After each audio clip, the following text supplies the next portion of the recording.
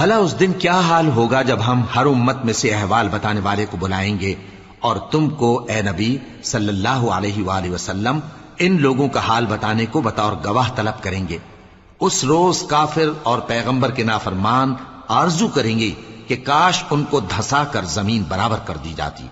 اور وہ اللہ سے کوئی بات چھپا نہیں سکیں گے۔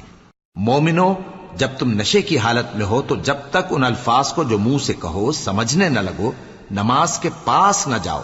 اور جنابت کی حالت میں بھی نماز کے پاس نہ جاؤ یہاں تک کہ غسل کر لو۔ ہاں، اگر بحالت سفر رستے چلے جا رہے ہو اور پانی نہ ملنے کے سبب غسل نہ کر سکو تو تیمم کر کے نماز پڑھ لو، اور اگر تم بیمار ہو یا سفر میں ہو یا کوئی تم میں سے بیت الخلا سے ہو کر آیا ہو یا تم نے عورتوں سے مقاربت کی ہو اور تمہیں پانی نہ ملے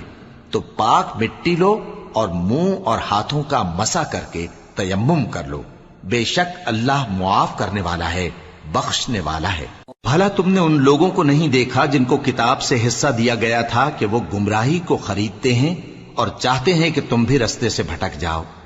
اور اللہ تمہارے دشمنوں سے خوب واقف ہے، اور اللہ ہی کافی کارساز ہے، اور اللہ ہی کافی مددگار ہے۔ اور یہ جو یہودی ہیں ان میں کچھ لوگ ایسے بھی ہیں کہ کتاب اللہ کے کلمات کو ان کے مقامات سے ہٹا دیتی ہیں اور کہتے ہیں کہ ہم نے سن لیا اور نہیں مانا، اور کہتے ہیں سنو نہ سنوائے جاؤ،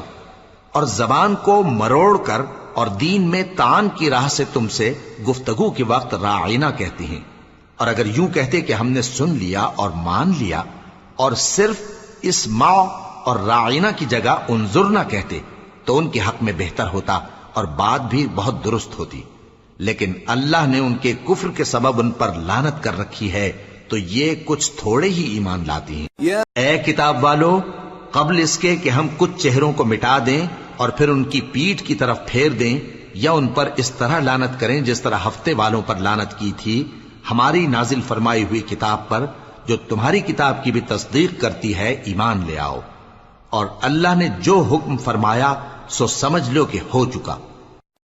اللہ اس گناہ کو نہیں بخشے گا کہ کسی کو اس کا شریک بنایا جائے، اور اس کے سوا اور گناہ جس کو چاہے معاف کر دے، اور جس نے اللہ کا شریک مقرر کیا اس نے بڑا بہتان باندھا۔ کیا تم نے ان لوگوں کو نہیں دیکھا جو اپنے آپ کو پاکیزہ کہتے ہیں؟ نہیں، بلکہ اللہ ہی جس کو چاہتا ہے پاکیزہ کرتا ہے، اور ان پر دھاگے برابر بھی ظلم نہیں ہوگا۔